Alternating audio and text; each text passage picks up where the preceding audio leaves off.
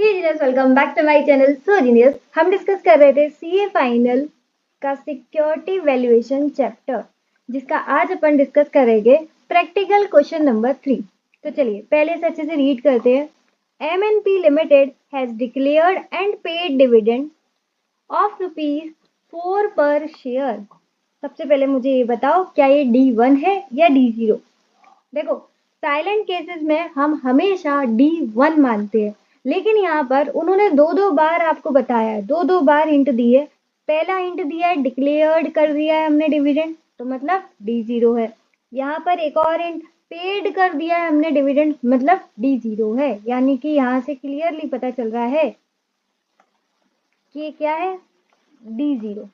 तो D0 अपन को दे रखा है 4। आगे बढ़ते हैं क्वेश्चन को। It is expected to grow at the rate 20% for the next 2 years। उसके बाद अपन को ग्रोथ रेट दे रखी है 20%, कि ये जो डिविडेंड है वो 20% से ग्रो करेगा। लेकिन ध्यान में रखने वाली बात ये है कि ये सिर्फ और सिर्फ नेक्स्ट 2 ईयर्स तक है। यानी कि ये ग्रोथ 20% तो दे रखा है, लेकिन ये सिर्फ 2 साल की है। यानी कि इसे अपने एग्जाम्पल के लिए रखते हैं ईयर 1 एंड ईयर 2। 2 साल के लिए जो ग्रोथ रेट है वो 20% है, ठीक है। एंड 10% देयर आफ्टर, और आगे के लिए फ्यूचर के लिए कितनी है, 10%। यानी कि ये है परपेचुटी, ठीक है। आगे देखते हैं। The required rate of return of equity investors is 15%। मुझे बताओ, रिक्वायर्ड रेट ऑफ रिटर्न मतलब क्या होता है? Required rate of return, expected rate of return, इसका मतलब है इक्विटी इन्वेस्टर्स कितना एक्सपेक्ट कर रहे हैं, कितना रिक्वायरमेंट है उनका। सिंपल शब्दों में बोलूं तो के कितना दे रखा है, 15%। आगे देखते हैं। Compute the current price at which equity share should sell. ये है हमारी क्वेश्चन की रिक्वायरमेंट कि क्या कैलकुलेट करना है, करंट प्राइस कि इक्विटी शेयर कितने में बेचे जाएंगे।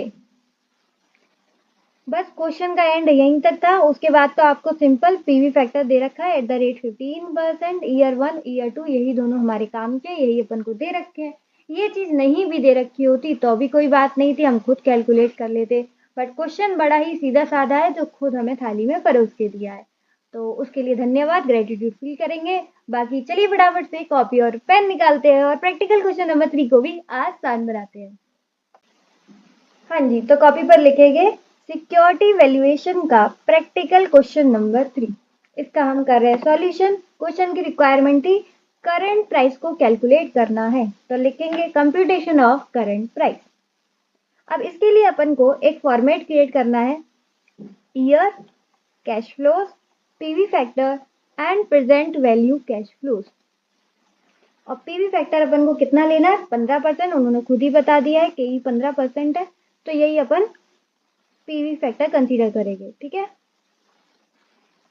ओके, तो यहाँ पर हम करंट प्राइस कैलकुलेट कर रहे हैं। करंट प्राइस और कुछ नहीं बल्कि जो भी अपन को मिलने वाला है उसका हमें प्रेजेंट वैल्यू कैलकुलेट करना है। यानी कि जो भी हमें कैश फ्लोज मिलने वाले हैं उसका प्रेजेंट वैल्यू कर दो, आपको मिल जाएगा करंट प्राइस, ठीक है। इतना सिंपल है। और ये फॉर्मेट और कुछ नहीं, जो कि आपने सीए इंटरमीडिएट में सीखा होगा, प्रेजेंट वैल्यू कैलकुलेट करने का स्टेटमेंट वही एज इट इज है, ठीक है। तो कुछ अलग नहीं है, घबराने की जरूरत नहीं। अब देखते हैं, सबसे पहले हम ईयर 1। ईयर 1 में अपन को क्या मिलेगा, डिविडेंड मिलेगा, सिंपल। ईयर 1 यानी कि हमारा D1। अब हमारा D0 कितना है, 4। और ग्रोथ रेट कितना चलेगा स्टार्टिंग के 2 साल, 20%। यानी कि हमें डिविडेंड कितना मिलेगा, 4 + 20%, ये आ गया 4.8। यानी कि फर्स्ट ईयर में अपन को मिलेगा 4.8 का डिविडेंड, ठीक है। फिर आता है सेकेंड ईयर। सेकेंड ईयर में क्या मिलेगा बताओ, अगेन डिविडेंड मिलेगा। यानी कि 4.8 + 20%। ग्रोथ रेट सेकेंड ईयर में भी 20% था, ठीक है। तो 4.8 हमें ऑलरेडी मिल चुका है, अब हमें ग्रोथ लगकर मिलेगा यानी कि 5.76। तो सेकेंड ईयर में हमें जो मिलने वाला है वो भी आ गया, ठीक है। फर्स्ट ईयर में क्या मिलेगा, सेकेंड ईयर में क्या मिलेगा, वो हमें पता चल गया। अब ध्यान दो थर्ड ईयर में। ठीक है। लेकिन थर्ड ईयर में एक चीज है, हमें क्या मिलेगा, D3, हमें क्या मिलेगा, D3। लेकिन जो ग्रोथ रेट है वो परपेचुटी वाला है, तो ग्रोथ रेट जब भी परपेचुअल वाला होता है तब हम कौन सा फॉर्मूला लगाते हैं, D1/KE-G, D1/KE-G, यही लगाते हैं। लेकिन ये D1 यानी कि फर्स्ट ईयर से नहीं है, ये थर्ड ईयर से है। ये कब से है, थर्ड ईयर से। इसलिए यहाँ पर क्या आ रहा है, D3/KE-G।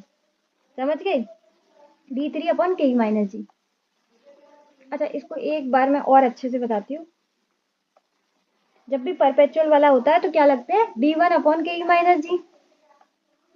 लेकिन यहाँ पर जो परपेचुअल वाला है वो ईयर 3 से स्टार्ट है, इसलिए D1 की जगह D3 है।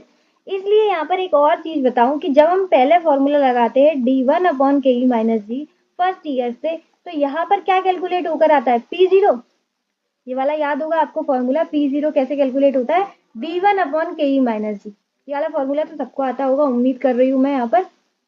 और यहीं से मैं आपको एक चीज सिखाना चाहती हूँ कि D1/KE-G जब भी हम फॉर्मूला लगाते थे तो आता था P0, और यहाँ पर हम यूज कर रहे हैं D3/KE-G, तो यहाँ पर बताओ क्या आएगा। यहाँ पर बहुत लोग गलती करते थे, P0 सोचते हैं। यहाँ पर भाई सिंपल है, D1 लगाते हैं तो P0 आता है, अब D3 लगा रहे हैं तो P2 आएगा ना, यानी कि सेकेंड ईयर का प्राइस। तो यहाँ पर परपेचुअल 3 ईयर से लगा रहे हैं तो D3/KE-G फॉर्मूला बनेगा, और D3 जब लगा रहे हैं तो प्राइस कौन सा आएगा, करंट प्राइस थोड़ी आएगा, प्राइस सेकेंड ईयर का आएगा। बस ये सिखाना था आपको, ठीक है। ये वाला पार्ट इंपॉर्टेंट है, अच्छे से देख लेना। ये बहुत गलती करते थे बहुत लोग, थर्ड ईयर से जब भी लगा रहे हैं तो D3/KE-G, और D3 लगा रहे हैं तो P2 आएगा। अब लगाते हैं D3 क्या मिलेगा, तो देखो D2 क्या मिला है, 5.76, 5.76, और इसमें ग्रोथ लग जाएगा तो D3 आ जाएगा। बस ध्यान देने वाली बात ये है कि ग्रोथ कौन सा लगेगा, यहाँ पर ग्रोथ लगेगा थर्ड ईयर का, दैट इज 10%। तो 5.76 में 10% ऐड करेंगे तो D3 आ जाएगा 6.336, 6.336। के कितना दे रखा है, 15%, ग्रोथ कितना है थर्ड ईयर से 10%, तो ये आ गया। अब इसे सॉल्व कर देंगे, सिंपल 6.336 डिवाइडेड बाय कर देंगे 5%, ये आ गया 126.72, 126.72। ध्यान देना ये P2 है, P2 है, तो इसे P0 पर लेकर आएंगे, P0 पर लेकर आएंगे तो PV फैक्टर से इसे इंटू करना पड़ेगा। अब इंटू करते हैं, P फैक्टर अपन को दे रखा है 0.8696, इसका दे रखा है 0.7561, और यहाँ पर ध्यान देना, यहाँ पर भी ये 2 का लगेगा तभी ये P0 पे बनेगा, क्योंकि यहाँ पर ये P2 है। तो P2 को हम प्रेजेंट वैल्यू फैक्टर ईयर 2 से ही कैलकुलेट करेंगे, दैट इज 7.7561, ठीक है, तभी ये P0 आएगा। हर चीज को हमें प्रेजेंट वैल्यू पर ही लाना है, ध्यान रखना। तो 126.72 इंटू 0.7561, 0.7561, 95.8129, 4 डेसिमल में मैं ले रही हूँ, ठीक है। ऊपर देखते हैं, 4.8 डिविडेंड मिलने वाला है, इसको प्रेजेंट वैल्यू पर लेकर आते हैं, 8696, 4.174, 0.7561 का इंटू करते हैं 5.76 से, 4.355, ठीक है। अब इन चारों को ऐड कर देंगे, 4.355 प्लस 4.174 प्लस 95.8129, ये आ गया 104.341।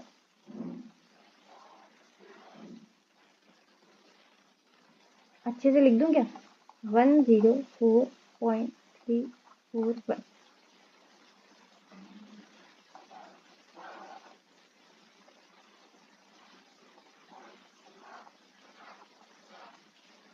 ये जो क्वेश्चन की रिक्वायरमेंट थी वो हमारी कैलकुलेट आ चुकी है, 104.341। एक बार फिर से देख लो, यहाँ पर हमारे दो ग्रोथ रेट दे रखी थी। पहले ईयर की जो ग्रोथ रेट थी, चाहो तो आप एक कॉलम भी बना सकते हो अगर थोड़ा ज़्यादा कंफ्यूजन लग रहा है आपको। पहले की जो ग्रोथ रेट थी वो 20%, दूसरे साल की जो ग्रोथ रेट थी वो भी 20%, लेकिन तीसरे साल से जो ग्रोथ रेट होने वाली है वो 10%, वो हमेशा के लिए होने वाली है। ठीक है, तो सिंपल हमें D1 मिलेगा ईयर 1 में, D2 मिलेगा ईयर 2 में। तो यहाँ पर तो कुछ नहीं करना, जो भी यहाँ पर ग्रोथ रेट है दैट इज 20%, उसे ऐड कर दो और आपको डिविडेंड मिल जाएगा। उसको प्रेजेंट वैल्यू फैक्टर से इंटू करोगे तो उसकी आज की वैल्यू भी आ जाएगी। सिंपल, D1 को हमने प्रेजेंट वैल्यू किया है। बस थर्ड ईयर से ध्यान देने वाली बात है कि यहाँ पर जो फॉर्मूला लगता है परपेचुइटी के लिए वो D1/KE-G लगता है, लेकिन यहाँ पर डिविडेंड थर्ड ईयर से है तो D1 की जगह हमने क्या लिया है, D3, तो D3/KE-G। और जब आपने D3 लिया है तो भाई P0 कैसे आ जाएगा, तो P2 आएगा। जब D1 लेते हो तो P0 आता है, D3 ले रहे हो तो P2 आ रहा है। ठीक है, तो ये जो आंसर कैलकुलेट होकर आता है ये P2 आता है। अब प्राइस सेकंड ईयर की है और इसे आपको आज की वैल्यू पर लाना है, तो क्या करना पड़ेगा, ईयर 2 का प्रेजेंट वैल्यू फैक्टर से इंटू तो करना पड़ेगा, दैट इज 0.7561। अब 126.72 का इंटू करा 0.7561, उससे आता है 95.81। सबसे ज्यादा दिक्कत आती है लोगों को 95.81 कैसे आया, तो वो जो भी प्राइस आपकी कैलकुलेट होकर आएगी उसे आज की प्राइस पर लेकर आओ तो आ जाएगा आपका। अब क्या है, जो जो आपको मिल रहा है उसको प्लस कर दो, तीनों को प्लस करोगे तो आपको आ जाएगा 104.341। That is the answer, correct answer.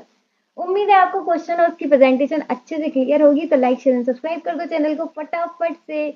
आज के लिए बस इतना ही, इसी के साथ इसी तरीके से खुश रहिए, मुस्कुराते रहिए। मिलते हैं नेक्स्ट वीडियो में, तब तक के लिए bye bye, be happy always.